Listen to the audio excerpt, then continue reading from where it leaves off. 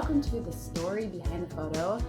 I'm with one of my faves again, Mr. Joe McNally, man of many talents. Well, thank you very much.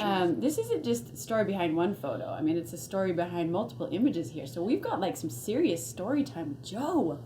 I worked for the Geographic for a long time, and it's a terrific magazine. I mean, let's face it, they do good work, and the thing about the Geographic is you talk about being reverent and all of that, and they are quintessentially reverent, and I get it. There's reasons for that. They're very good at what they do. They're an old institution and all that sort of stuff. But I kind of am a little bit of a wild card. I kind of have bounced around the hallways there for over 25 years, and it comes to you, these stories, and they're very large stories, and so sometimes shooting a picture for the Geographic is, as I described, a saga. Mm-hmm.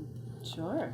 So, chapter okay. one. All right. So chapter one, I got assigned to do telescopes. Okay. Telescopes, major telescopes on lonely mountaintops.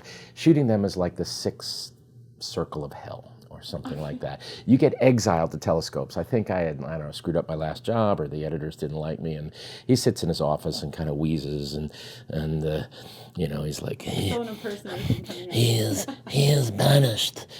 Make him shoot telescopes. Now he will know why he fears the darkness. Something like that. I'm sure it was occurred, and so I went off to do telescopes. I did 2 different telescope stories, and these are huge instruments that we observe the heavens through. They're 20, 25-story buildings. They're out in the middle of nowhere by necessity. And so to light and shoot these things is a travail. Wow. So I went, and we couldn't open the slit doors on this particular telescope at the time I visited, so I did an interior picture. We're talking about the world's largest binocular telescope that lives atop Mount Graham in Arizona. And I worked very hard because it is a 20-plus story building, catwalks and huge expanses, shot it with a fisheye lens, big mirrors and everything all over the place.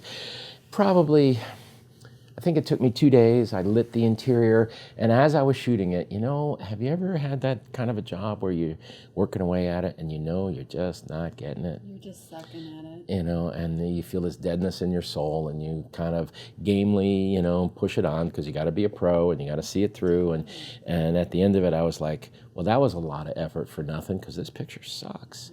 And I brought it back to my editor, and he concurred. Yeah, But that's amazing, because to me, I looked at it, and to me it's an awesome picture. But why did it suck to you? Why is that a failure? Because I knew the real picture lived elsewhere. I knew the real picture was outside, and I knew this was a stopgap, a make work. I was there. Let's do something. And my editor agreed. He said, "All right, no, you got to go back." And in his spirit of jocularity, he had sent me a game plan. He refused to speak to me, so he sent me this set of drawings on yellow lined paper, and it was just the mandate on it was just go shoot these, and a bunch of stick drawings of these various telescopes. Yeah. Go and shoot these. So I countered, with my own drawing. They asked me for a coverage plan, so I thought, well, I'll fight fire with fire here. So I sent back a cartoon of myself as a young man deploying a telescope in an interesting fashion. Do we need any censor for this?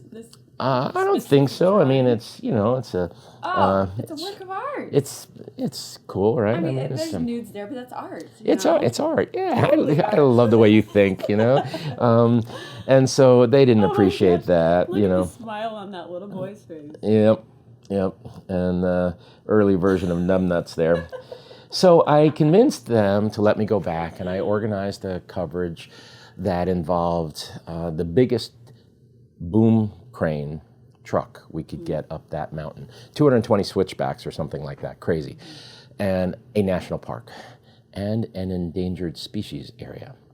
It's evidently the top of Mount Graham is where the red squirrel likes to fornicate, and you don't want to upset the little darlings, and so you had to be really careful because these critters are the last of their kind, and so it's very regulated.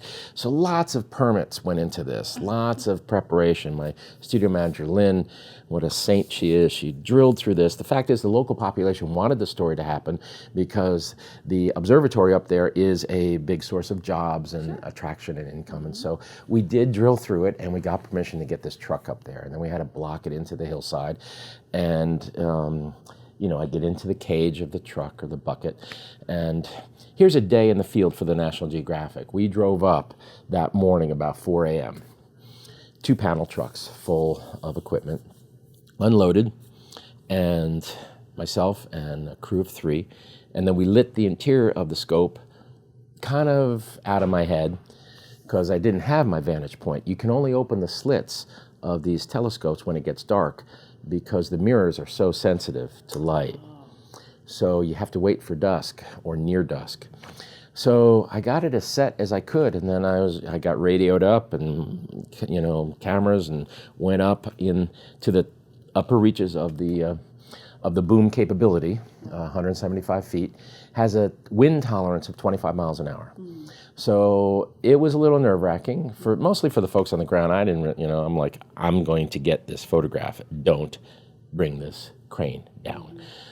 But you know, the boom is shivering. It's snaking, you know, and the wind is moving you around. You're on top of 11,500 foot mountain, and then of course they open the slit doors. And I have, at that point, probably less than an hour because I'm facing west for sunset, scope, but behind me, de facto, is the eastern sky, which is getting dark very rapidly. And you need reflection in the mirrors. So as soon as that sky behind me goes black, the mirrors become like black bullet holes in the photograph, and you don't really have a photograph. So a lot of effort for nothing. So I'm furiously directing, you know, on radio, and guys are running around, okay, feather this light, turn this light, take that pack and jack it down by 1 stop, take another pack and pump the level up behind. And we are scrambling, and I got probably about 30 usable frames, and one of them ended up as the opening 2-page spread for the story called Cosmic Vision. And now, when I first look at this, it's like, oh, cool, but you look at how massive. You can see little tiny specks of people in there. This is massive. And how difficult was it for you to, I mean, you're on radio, right?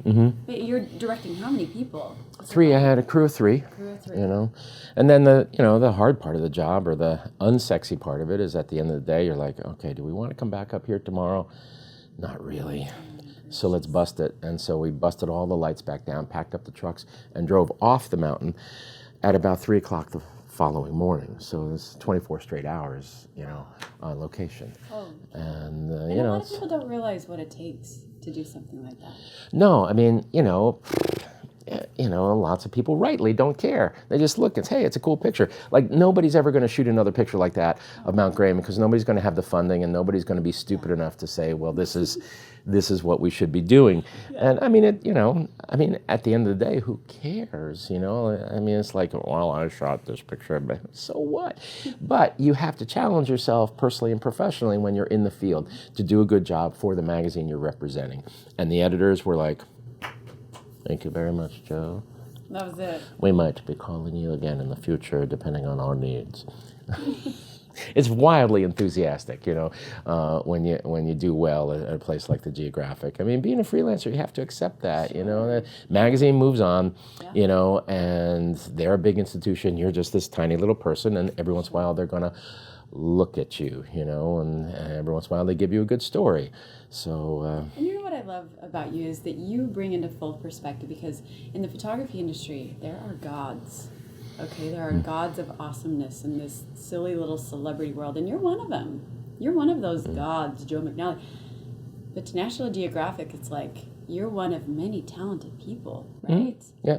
I mean, you've done. I mean, that's a gorgeous photo. And to put into perspective what it took to do that is amazing. You know, I never have, you know, I've never bit into that whole thing about certain photographers. I mean, there are certain photographers I revere, You know, they're oftentimes not the ones of the moment, you know.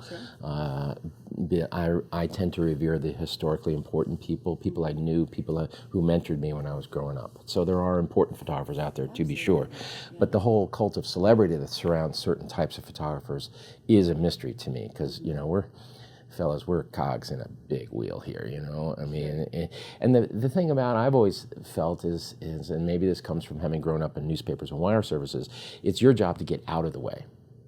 Right? Your picture has to maintain a direct connection to your reader.